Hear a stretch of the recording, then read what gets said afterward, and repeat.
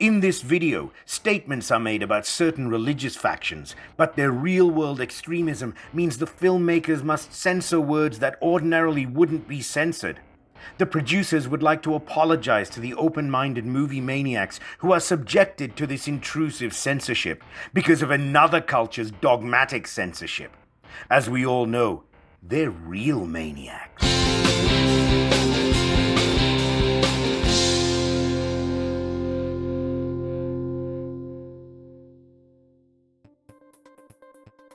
So I'm not covering all 22 songs in the full show, just hitting a few key points.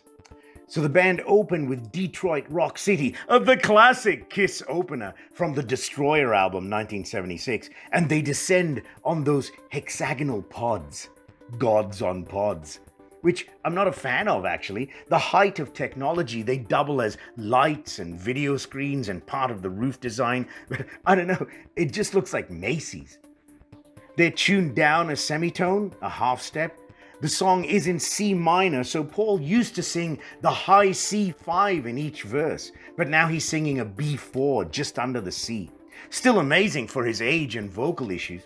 His voice is alternately strong and weak. The strong lines, we hear the star child, but when he cracks, the illusion breaks.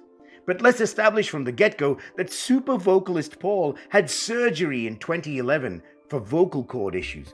He was 59 and said it was a complete success, but it wasn't. He said his voice was cracking, and it's still happening. Then again, maybe he might have lost it completely if he didn't have the surgery. On the other hand, Julie Andrews also had vocal cord surgery, lost her voice. Lindsey Buckingham had heart surgery, and because of that tube that they callously rammed down your throat, damaged his vocal cords. Whenever you bow to the knife, there's no coming back. You are never the same. All I know is one of our rock gods has fallen. And you can see how weird this looks. Usually we see shots of the crowd intercut with the band on the big screens. But here, there are no cameras on any of the faraway people. It seems like the band is alone in some other dimension. Paul is saying, "How you doing?" seemingly to no one. Optics. Say Yeah from Sonic Boom in 2009. Chorus goes like this. Which Bruno Mars rips off in 2010 with Grenade. Now look, I love Bruno Mars. He's a monster talent, but don't go turning Paul's crowd anthems into simp anthems. Tears Are Falling, oh yes, from 1985's Asylum. But I want to hear it in Paul's 1985 voice, at his vocal peak. Is that too much to ask of this shitty world where everything must grow old and die? War Machine, the diabolical outro song on 1982's Creatures of the Night, the last album before the makeup came off. Co-written by Bryan Adams, yes, that balladeer. This is the view from a balcony in the hotel, which begs the question, who buys a ticket to a rock show and then watches it from a balcony? And then someone at the back of a 20,000-seat arena will say, yeah, but I'm a football field away. Yes, but you're part of the crowd that stretches from you to the stage. There's a euphoric transcendence in being a part of that hive mind. And if we watch that show on TV, we're connected to all you people connected to the stage. Look at the prices of these tickets. Yes, the $999 package includes a ton of swag, but the event itself is dispiriting. How long can live music sustain this grift? Is the younger generation never going to experience anything as visceral, sensual, and tactile as Woodstock, Rock am Ring, Bonnaroo, or Coachella ever again? Will there ever be another Live at Leeds, Farm Aid, or No Sleep Till Hammersmith? Whether you think it's a hoax or not, whether it is a hoax or not, this is where we are. No matter the power of those princes, the virus has made us all its bitch. Ah, one of my favorite Kiss songs, Calling Dr. Love from 1976's Rock and Roll Over. Artist Michael Dorrit designed the cover, and 33 years later designed Sonic Boom. Hearing Gene's voice sound as strong and powerfully gravel as always returns us to a warm, safe place. It transports us back to wondering whether these beings were superheroes or spacemen. I think that's what selfishly offends us about Paul's voice. Those warm memories of floating in the Kiss womb are cracked open when we hear he's only human. Gene opens 100,000 Years from the first album, Kiss 1974, with a ferocious, deadly gallop before anyone heard of Iron Maiden. Tommy pulling off those ace arpeggios like metallic clockwork. And then Paul's forced lyric swap. The lyrics, "It must have been a bitch while I was gone," are changed to "It must have been a trip while I was gone." Because, get this, there is legislation in the United Arab Emirates against disgracing the honor or the modesty of another person. Ironic, considering the UAE treat women like bitches. So, stopping Paul Stanley from saying bitch here, does Allah forgive him for saying bitch at those 10,000 other gigs? But Paul gets the last laugh. In the final verse, he drops in that bitch. Has Paul come back from Dubai yet? Before God of Thunder, Gene usually spits blood. A horrifying journey into the frayed mind of a spasming bat demon, vomiting the entrails of its latest prey. Unless the very people that Gene claims are open-minded prohibit him from spitting blood because Allah. So, after whatever this is, he rises to the rafters to growl into the heaviest tritone riff since the devil invented tritone riffs without checking with the Arabs first. Yes, he had to change "I was raised by the demons" to "I was born with the fever." And Virgin Soul was changed to Sacred Soul, which sounds like sacred goal for some reason. But witness this fresh stupidity. Every hex monitor shows him with a bloodied face, and the bloodied faces are much more visible to the audience than his tiny little clean face. Do these censors not see the contradiction in what they're censoring? Oh, right, religious nutjobs, right. You know, Paul's original demo for God of Thunder was a disco freakout.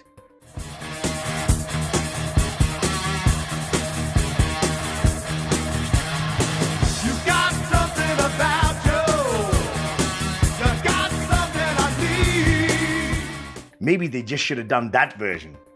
It weakens our respect when these guys who taught us never to take shit from anyone are rolling over like bitches. I was born with the fever. You know, yeah, when I listen closely, it does sound like I was bought by the Saudis. Eric sings Beth, which he does much better than Peter, while playing a glittery baby grand, which he plays as well as Peter, meaning not at all. What a snide way to ruin a great song. You know, I could just make the gag, "Nice miming, Eric," and move on. But I'm gonna prove this outlandish fraud. Exhibit A, Your Honor. If he truly was playing, there'd be camera angles on his hands. It's a cool novelty. But they've meticulously crafted 50 cameras to avoid his hands. Exhibit B, Your Honor. Fan video from Sweden in 2019. Showing his hands. Beth, I hear you calling, but I can't come home right now. What a genius! He played all those chords without changing his finger position on the keys.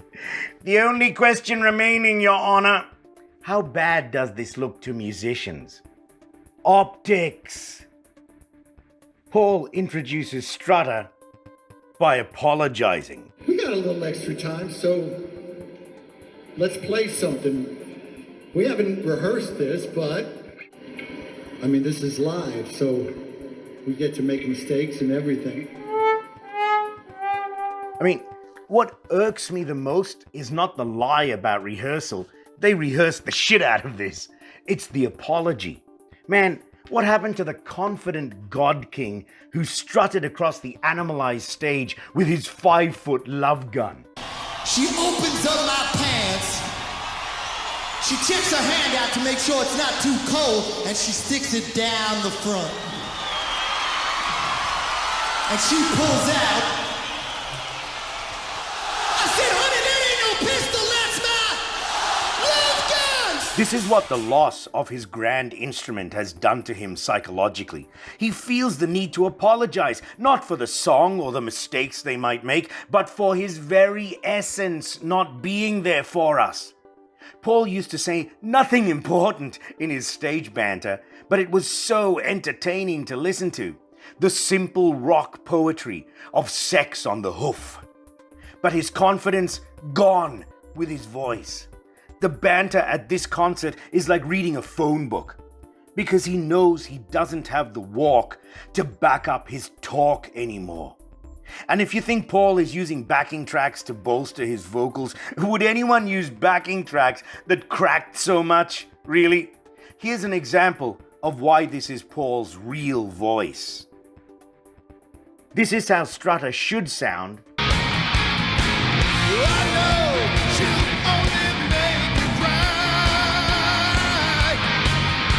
And this is now.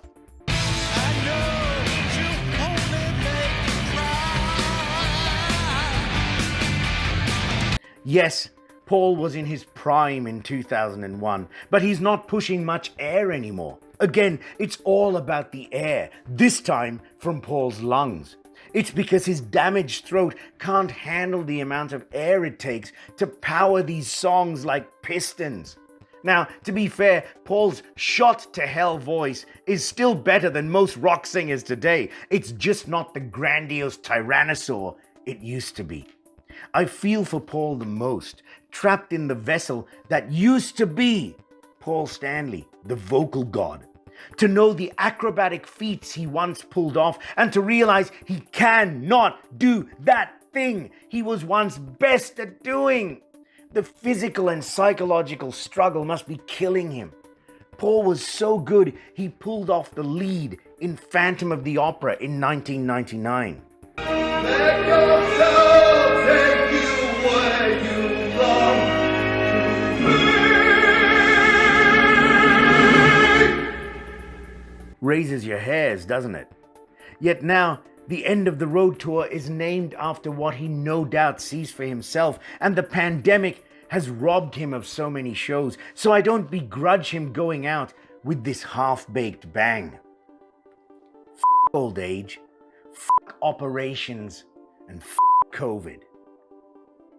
In conclusion, Kiss 2020 Goodbye is a weird experiment that made a lot of people money, made a lot of people happy, and made a lot of seagulls toast. The show per se is excellent. If you were there, even with the forced physical distance, the spectacle would be dazzling. However, there's no one to feed off. So when Paul says, "How you doing?" it lacks that joyous spark of excitement due to no connection with anyone. How does the band even keep its energy? Well, let's just keep our eyes on that prince's paycheck. Paul talks about the pandemic a lot, more than he should. It's depressing, and I understand the band is being responsible in promoting physical distance, but why do it at all? If you're really responsible, you'll tell your fans to stay home, right? And your 400-man crew were all tested like maniacs every day, but look at all this added expense to put on a show that wasn't even an ideal live experience. This contradiction, this double standard, this trying to do it halfway is not helping. I saw Kiss in 1992 on the Revenge Tour, 10 feet from Gene. And it's next level connection when you experience the artist and his music amidst the maelstrom of a live crowd. And now we've come to this. If you can't tell what this is, it's a school band with each kid in their own little tent playing their instrument. enclosing the very air that should be transmitting those sound waves to our ears. Of course it sounds like shit. Stop doing this and driving live music even further into the grave. There's no solution. Just wait. Just wait. In the end, live music is not about pyro and pay-per-view and princes. It's simply about being there. And if you're not there, feeling connected to the crowd that is there. Optics. Movie maniacs, they've been watching my YouTube channel and they tell me it's time to ask for the money. Please send $5 donations to Patreon, or you can make a one-off payment to PayPal or Venmo. Thank you.